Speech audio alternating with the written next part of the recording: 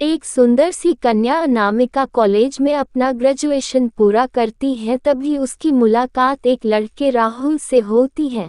राहुल भी बहुत स्मार्ट और माता पिता का आज्ञाकारी बेटा है।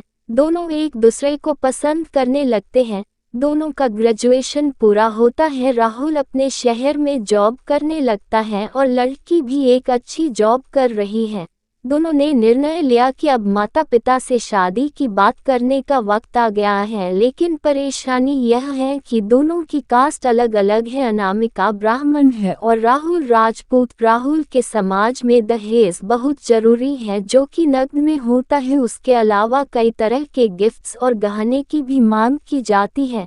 राहुल ने अनामिका को यह स्थिति स्पष्ट की और कहा, घर वालों को मनाओ, अगर तुम सभी मांगें पूरी करवाती हो तो मेरे माता पिता तुम्हें पलकों पर बैठाएंगे। अनामिका ने अपने माता पिता से यह बात कही। अनामिका के माता पिता को यह बात पसंद नहीं थी, पर अनामिका की जिद थी कि अगर मुझे दहेज दोगे तो मेरी इज्जत बढ़ेगी। अनामिका के माता पिता सक्षम भी थे, बिना मांगे भी अनामिका को बहुत कुछ दे सकते थे, पर उन्हें इस तरह दहेज की मांग करने वाले लोग पसंद नहीं आ रहे थे।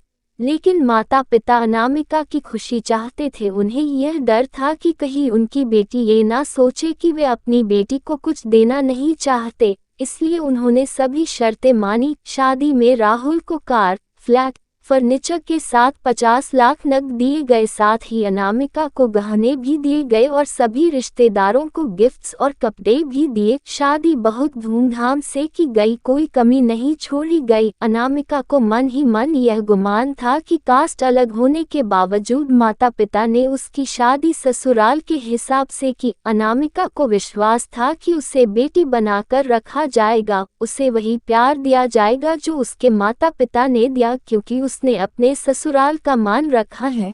अनामिका ने अपने घर से ससुराल विदा ली। ब्राह्मण कन्या राजपूत घर की बहू बनी। ससुराल में बहुत ज्यादा पर्दा प्रथा थी। बहू को मनचाहा खाने तक की स्वतंत्रता नहीं थी। कितनी भी भूख क्यों ना हो, घर की बहू सबके खाने के बाद ही खाएगी। यहाँ तक कि उसे घर के पुरुषों के सामने बैठने तक की इजाजत नहीं थी।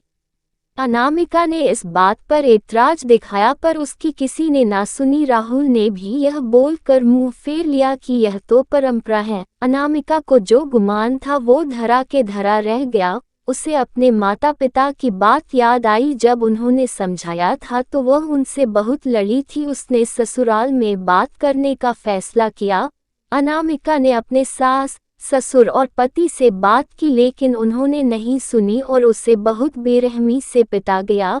अनामिका ने कभी ऐसा व्यवहार नहीं देखा था। उसे जिस लाए हुए दहेज पर घमंड था वह चूर चूर हो गया था। अनामिका को माता पिता से बात करने भी शर्म महसूस हो रही थी और इसी कश्मकश में एक दिन अनामिका ने अपने आप को खत्म कर दिया।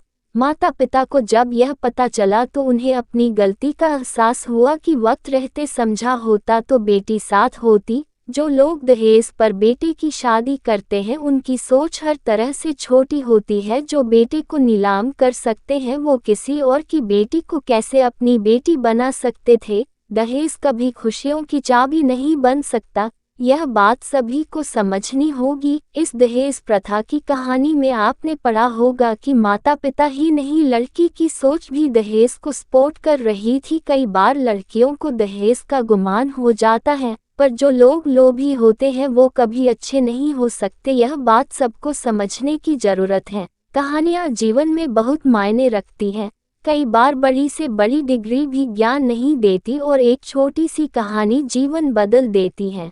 शिक्षाप्रद कहानी को आधार बनाकर अपने बच्चों को जीवन का सच्चा ज्ञान